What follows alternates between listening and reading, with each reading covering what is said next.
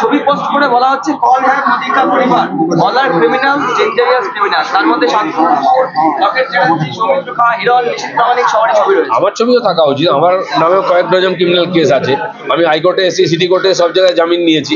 তো সেই জন্য তারা আমাদের কেস দিয়েছেন। আমি তো বলি এটা আমাদের গর্বের যে এরকম 45,000 কেস আমি প্রধান সভাপতি থাকাকালীন আমাদের কর্মীদের উপরে হয়েছে।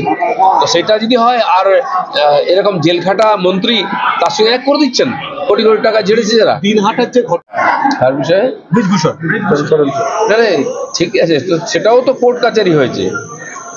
তাকে ডেকেছে পুলিশ, কোর্টে গেছেন, কেস হয়েছে, যখন কোর্টে গেছে আদালত করবে।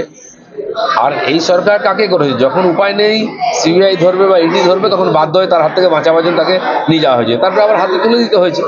তো ওনারা তো এখানকার পুলিশ বা সিআইডি তাদের দুর্নীতিগ্রস্ত নেতাদের বাঁচাবার জন্যই কাজ করে বা কেসগুলোকে জটিল করে